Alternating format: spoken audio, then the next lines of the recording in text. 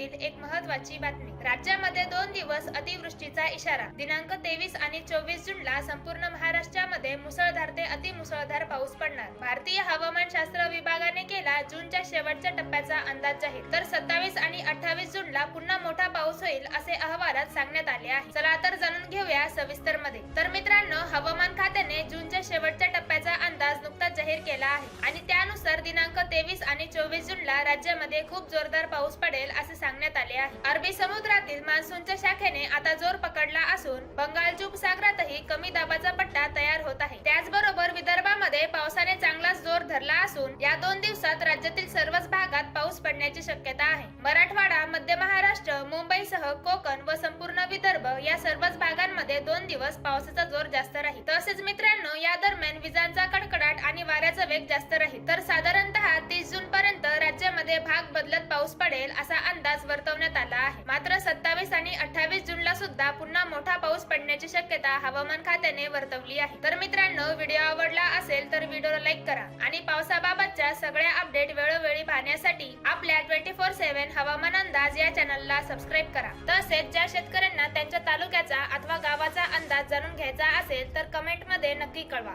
धन्यवाद।